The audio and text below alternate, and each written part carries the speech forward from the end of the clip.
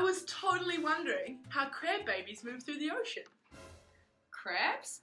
Lucky I'm here to tell you about the super interesting things that Steve Wing and his friends found out about crab larvae and settlement.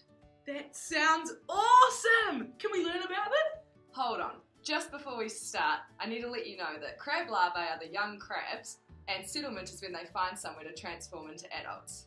Oh, cool. Got it. Now let's start learning. Sweet!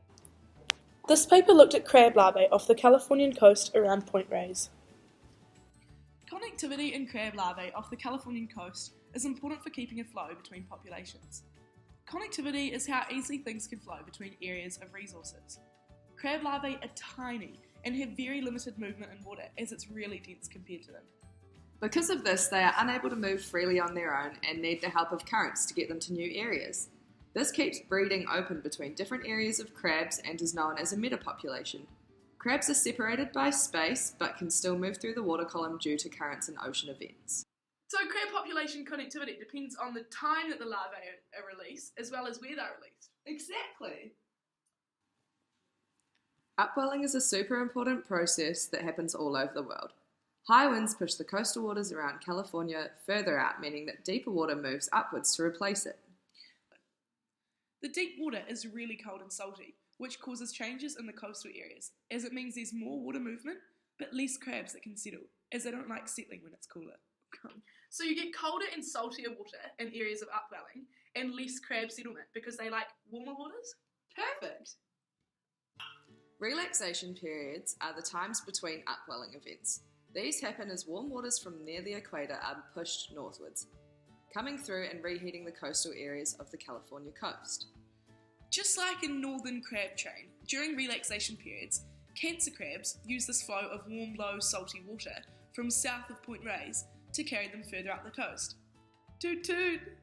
The train leaves from the equator, so these warm waters hit the most southernmost points first and work their way up the coast. This means the southern areas spend longer in relaxation than northern areas, as upwelling cools the water down all at once. Point Reyes spends the longest time in relaxation because of the longer amount of time in warm water, meaning that more crabs can settle here more often compared to the northern points. Relaxation affects connectivity because if the larvae have a short amount of time before settling, they won't move as far as they would if they were released during upwelling, when there is more movement from ocean currents. We've learned that crab larvae were more likely to settle during relaxation, as the water's warmer and not as salty. Crab larvae like these conditions as they are more likely to survive to become adults. There was lots of settlement earlier in the season at southern places such as Point Reyes because of the warmer water and more stable conditions. This shows a bit of a domino effect up the coast because of how the northern crab train is moving with the warm water and allowing more crabs to settle. The link between upwelling and crab settlement is really important in learning how populations cross over. Overall, we have learnt that crab larvae settlement is not simple. It actually depends on a huge number of things, and we have to really think about how, where and why the ocean moves to understand how the populations all fit together. Thanks for joining us! I've learnt so much today, and I hope you have too. Join us next time. See ya from Jamie and Billy!